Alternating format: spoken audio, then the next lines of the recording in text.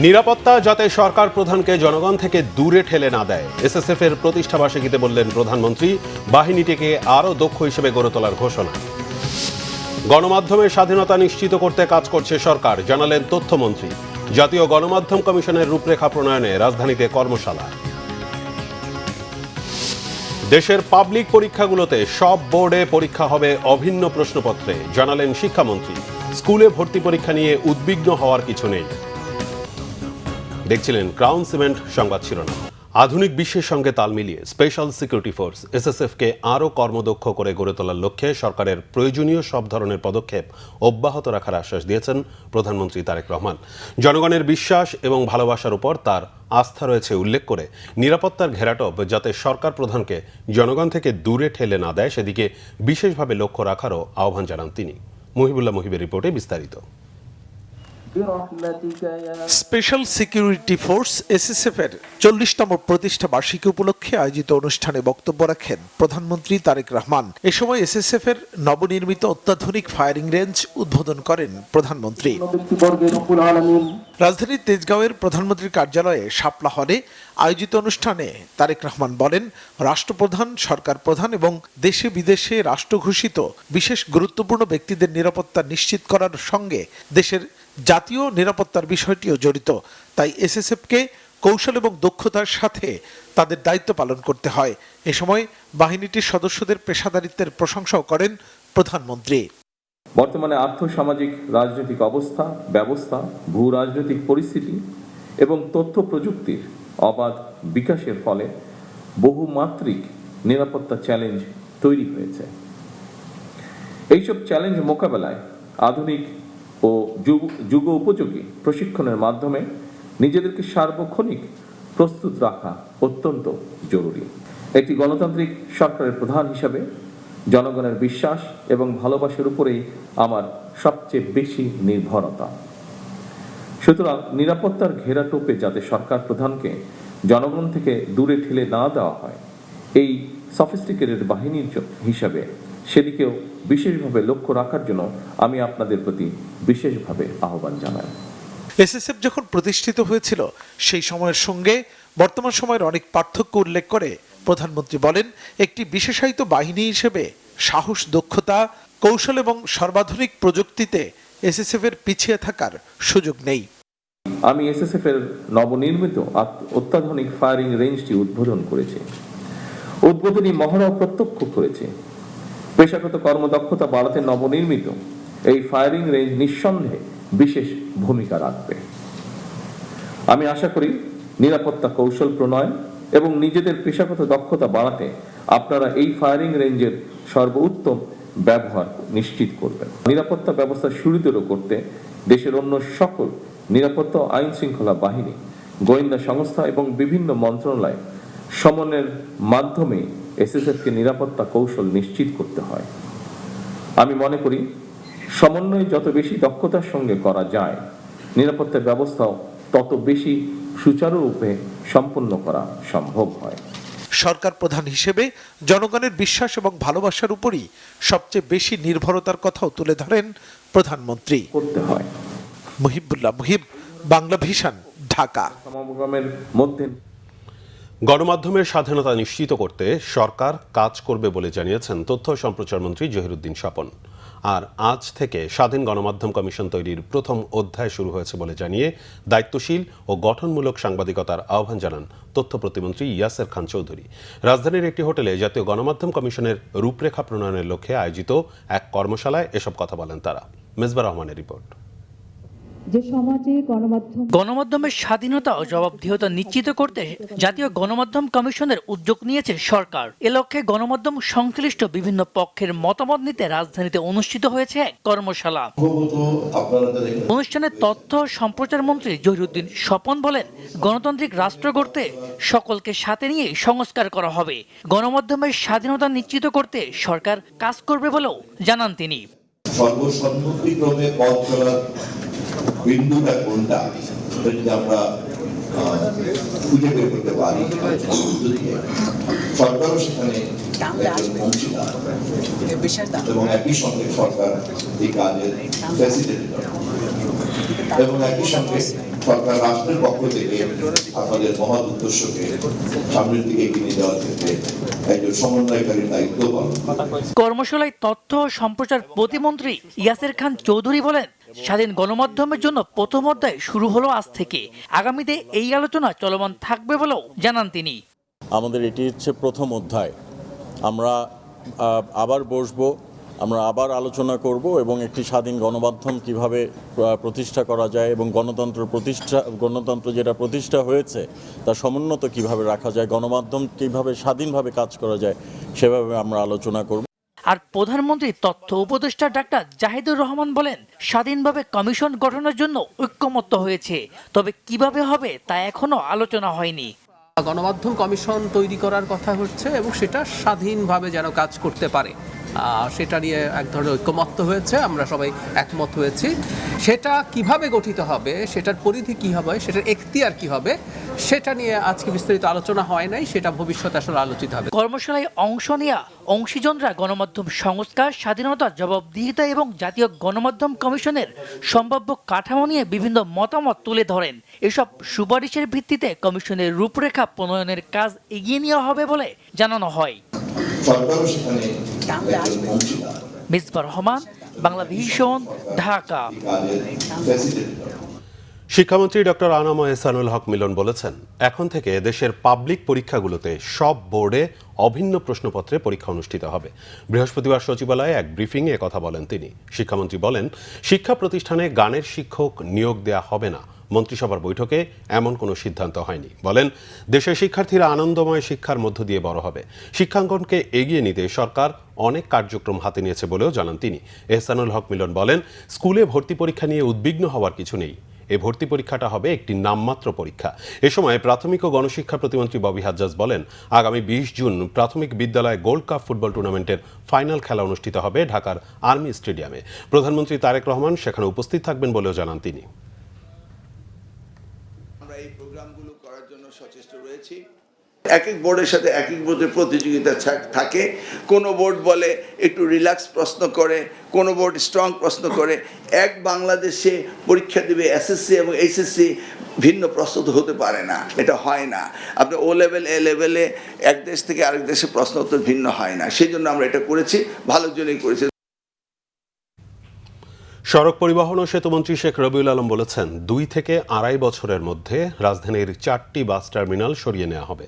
বাস ব্যবস্থাপনায় শৃঙ্খলা আনতে সরকার কাজ করছে বলেও জানান তিনি। সচিবালয়ে কর্মরত সাংবাদিকদের সংগঠন বিএসআরএফ এর সংলাপে তিনি আরও বলেন, মেট্রো রেলের স্টেশনে অস্থায়ী দোকান বসানোর সুযোগ নেই। পিলারে কেউ পোস্টার লাগালে আইনি ব্যবস্থা নেওয়া হবে। জানান, মিটার গেজের লোকোমোটিভ ট্রেন আসছে। ঢাকা টঙ্গী কমিউটার ট্রেন সহ বিভিন্ন রুটে ট্রেন সার্ভিস বাড়বে। পদ্মা সেতুর পিলারের গোড়া থেকে মাটি সরিয়ে বিক্রি করা হচ্ছে। সামাজিক যোগাযোগ মাধ্যমের এমন খবরের প্রসঙ্গে মন্ত্রী বলেন, মাটি বিক্রি হচ্ছে না। পিলারের মাটি সরিয়ে নেয় মূল সেতুর জন্য ঝুঁকি হবে না।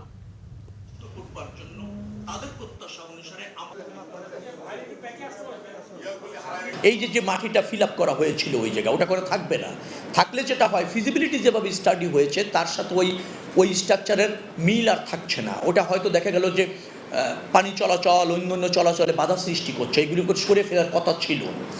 কিন্তু আগের কন্ট্রাক্টররা, যে কন্ট্রাক্টর ছিলেন, তিনি টাইম মতো এটা সরাননি। যে মাটিটা কাটা হচ্ছে সেই মাটিটা ওখানে সরানোর কথা থাকার কথা ছিল না, সরিয়ে ফেলানোর কথা ছিল, তাই সরানো হচ্ছে। দেখে মনে হচ্ছে পিলারের গোড়ায় মানে গর্ত হয়ে যাচ্ছে। এই পিলারের সাথে, এই স্ট্রাকচারের সাথে ওই মাটির কোনো সম্পর্ক নেই।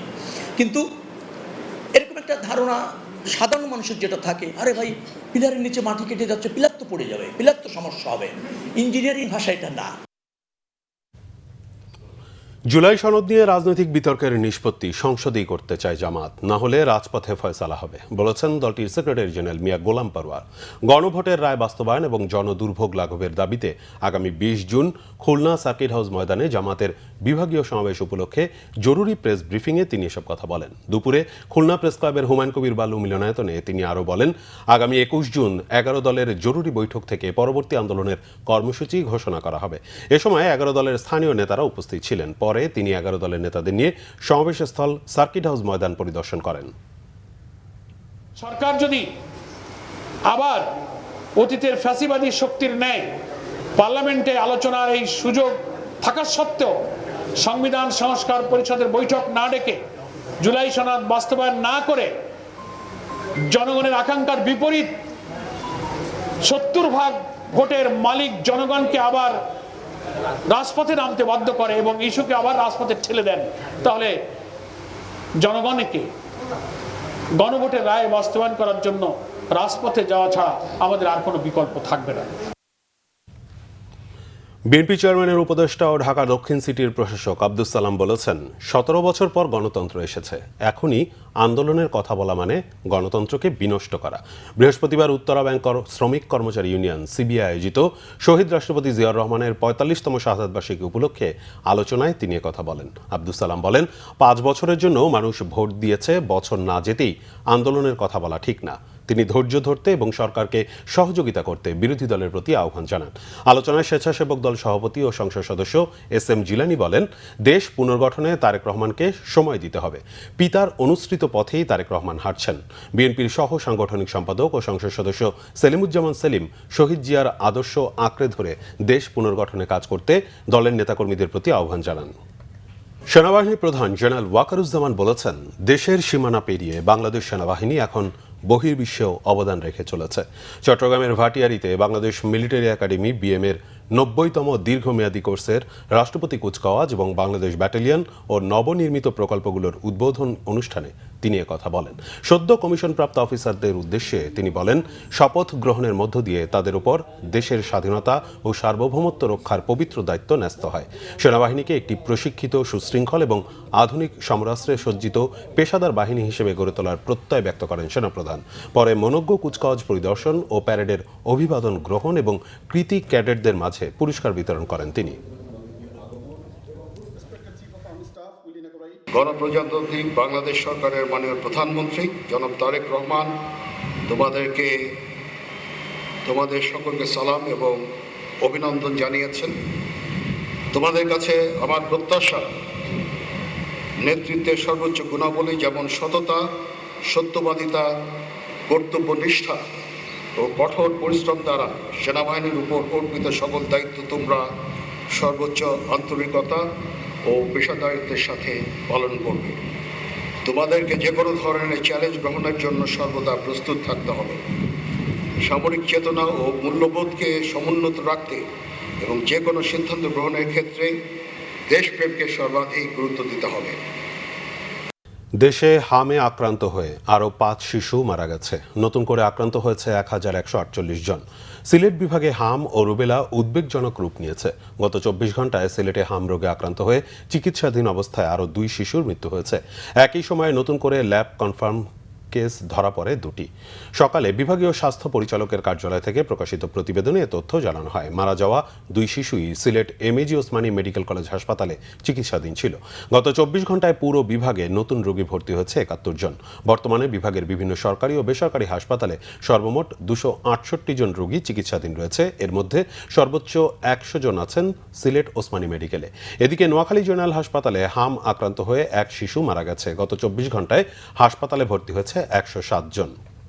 খুলনা মহানগরীর সোনাডাঙ্গা এলাকায় গৃহকর্মীকে নির্যাতনের অভিযোগে এক পুলিশ দম্পতিকে গ্রেফতার করা হয়েছে। পুলিশ ও স্থানীয়রা জানিয়েছে, বুধবার দুপুরে কিশোরী গৃহকর্মীর ওপর নির্যাতন চালায় পপি রানী সাহা।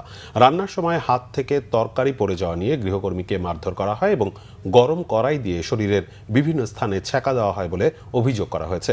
নির্যাতনের ঘটনা জানালা দিয়ে দেখতে পেয়ে প্রতিবেশীরা জরুরি সেবা 999-এ ফোন করে। পুলিশ গিয়ে ভুক্তভোগীকে উদ্ধার করে। উদ্ধারের পর তাকে চিকিৎসা ও প্রয়োজনীয় সহায়তার জন্য ভিকটিম সাপোর্ট সেন্টারে নেওয়া হয়। পরবর্তীতে ভিকটিমের মা মিনতি রানী সোনাডাঙ্গা থানায় একটি মামলা করেন। কেএমপির উপ পুলিশ কমিশনার মোহাম্মদ হুমায়ুন কবির বলেন, এ ঘটনায় অভিযুক্তদের গ্রেফতার করা হয়েছে। গ্রেফতার এএসআই সঞ্জয় কুমার সরকার ও পপি রানী সাহা সোনাডাঙ্গা মডেল থানায় কর্মরত ছিলেন।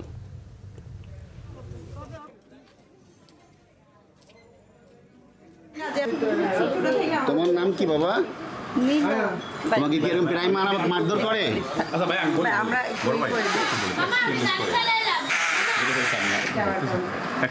আপনি এইভাবে মারছেন কেন বাচ্চাটাকে?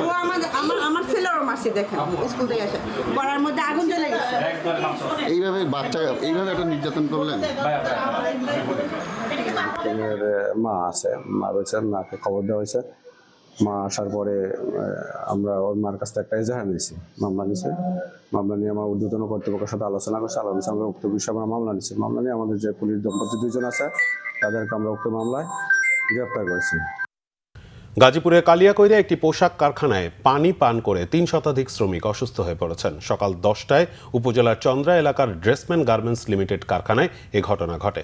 হাসপাতালে অবস্থানরত শ্রমিকরা জানান, সকালে কারখানায় ঢুকে কাজ শুরুর কিছুক্ষণ পর শ্রমিকরা কারখানার পানি পান করে। কিছুক্ষণ পর কারখানার 4র্থ তলায় কয়েকজন শ্রমিক অসুস্থ হয়ে পড়েন। অসুস্থদের মধ্যে বেশিরভাগই নারী শ্রমিক। শ্রমিকরা জানান, প্রতিদিন তারা কারখানার সাপ্লাইয়ের পানি পান করেন। আজও পানি পান করার কিছুক্ষণের মধ্যেই 2 শতাধিক শ্রমিক মাথা ঘুরে পড়ে যান। অনেকেই বমি করেন, অনেকেই অচেতন হয়ে পড়েন। তাদেরকে গাজীপুর শহীদ তাজউদ্দিন আহমেদ মেডিকেল হাসপাতাল, কালিয়াকৈর উপজেলা স্বাস্থ্য কমপ্লেক্স সহ বিভিন্ন হাসপাতালে নেওয়া হয়। কারখানার সহকারী জেনারেল ম্যানেজার আতিকুল ইসলাম জানান, গত কয়েকদিনে জলাবদ্ধতার কারণে এমন ঘটতে পারে। চিকিৎসকদের সাথে কথা বলে বিষয়টি নিশ্চিত হওয়া যাবে বলে জানান তিনি। দেশের বিভিন্ন জায়গার আরও কিছু খবর নিয়ে এবার একটি ডেস্ক রিপোর্ট। লালমনিরহাটে পারিবারিক বিরোধের জেরে হত্যার শিকার শিশু নন্দিনী রায়ের বাড়ি পরিদর্শন করেছেন দুর্যোগ ব্যবস্থাপনা ও ত্রাণ মন্ত্রী আসাদুল হাবিব দুলু। সকালে আদিতমারিতে নিহত শিশুটির বাসায় গিয়ে শোক সন্তপ্ত পরিবারটিকে সমবেদনা জানান তিনি। জনগণের স্বার্থের জন্য যা যা করা প্রয়োজন বিএনপি সরকার তাই করবে বলে জানিয়েছেন দলের চেয়ারম্যানের উপদেষ্টা আমানুল্লাহ আমান। সকালে কেরানীগঞ্জের উপজেলা পরিষদ অডিটোরিয়ামে নৈতিকতা ও ধর্মীয় মূল্যবোধ উন্নয়নে মসজিদ ভিত্তিক শিশু ও গণশিক্ষা কার্যক্রম শীর্ষক প্রকল্পের শিক্ষক প্রশিক্ষণ অনুষ্ঠানে তিনি একথা বলেন। প্রতিশ্রুতি অনুযায়ী বর্তমান সরকার সারা দেশে যোগাযোগ ব্যবস্থা উন্নতি করবে বলে জানিয়েছেন সড়ক পরিবহন ও সেতু প্রতিমন্ত্রী হাবিবুর রশিদ হাবিব। দুপুরে নারায়ণগঞ্জের রূপগঞ্জে ইসাপুর ও নগরপাড়া বালু সেতু পরিদর্শন শেষে আলোচনার সভায় তিনি একথা বলেন। সাভারে নবনির্বাচিত দলিল লেখক কল্যাণ সমিতির অভিষেক হয়েছে। সাব রেজিস্ট্রার ভবন প্রাঙ্গণের সংগঠনের সভাপতি আক্তার হোসেন ব্যাপারীর সভাপতিত্বে এতে প্রধান অতিথি ছিলেন ঢাকা 19 আসনের সংসদ সদস্য ডাক্তার দেওয়ান মোহাম্মদ সালাউদ্দিন। নবগঠিত ময়মনসিংহ উন্নয়ন কর্তৃপক্ষের চেয়ারম্যান হিসেবে দায়িত্ব গ্রহণ করেছেন উত্তর জেলা বিএনপির যুগ্ম আহ্বায়ক মোতাহার হোসেন তালুকদার। দুপুরে নগরীর গণপূর্ত ভবনে দোয়া মাহফিলে বক্তব্য রাখেন সিটি কর্পোরেশনের প্রশাসক রোকনুজ্জামান রোকন। শিক্ষা ও গবেষণার মান উন্নয়ন ও অবকাঠামো উন্নয়ন সহ বিভিন্ন বিষয় নিয়ে সাংবাদিকদের সঙ্গে মতবিনিময় সভা করেছেন নোয়াখালী বিজ্ঞান ও প্রযুক্তি বিশ্ববিদ্যালয়ের উপাচার্য অধ্যাপক ডক্টর গোলাম রব্বানী। দুপুরে বিশ্ববিদ্যালয় ক্যাম্পাসের বিশিষ্ট শহীদ মোহাম্মদ রুহুল আমিন অডিটোরিয়ামে এ সভার আয়োজন করা হয়। ঝালকাঠিতে সড়ক দুর্ঘটনায় 6ষ্ঠ শ্রেণীর শিক্ষার্থী নিহতের ঘটনায় প্রতিবাদ জানিয়ে মানববন্ধন ও বিক্ষোভ করেছে শিক্ষার্থীরা। সকালে ঝালকাঠি সরকারি উচ্চ বিদ্যালয়ের সামনে এই কর্মসূচিতে ঘাতক বাস চালকের ফাঁসি দাবি জানান তারা। 3 দিনব্যাপী জাতীয় ফল মেলা শুরু হয়েছে গাইবান্ধাতে। এই উপলক্ষে কৃষি সম্প্রসারণ কার্যালয়ের সামনে থেকে একটি র্যালি শেষে আলোচনা সভার আয়োজন করা হয়। প্রধান অতিথি ছিলেন গাইবান্ধা জেলা প্রশাসক মাসুদুর রহমান মোল্লা। ফল ও আম মেলা শুরু হয়েছে নওগাঁতে। জেলা কৃষি সম্প্রসারণ অধিদপ্তর চত্বরে এই আয়োজনে প্রধান অতিথি ছিলেন জেলা প্রশাসক মোহাম্মদ সাইফুল ইসলাম। দিনাজপুরে হিলিতেও ফল উৎসব চলছে। হাকিমপুর উপজেলা কৃষি অফিসের সামনে এতে সভাপতিত্ব করেন কৃষি কর্মকর্তা Arjena Begum. Bangla vision news desk. সংবাদ শেষ করব ক্রাউন সিমেন্ট শিরোনামগুলো আরেকবার জানিয়ে।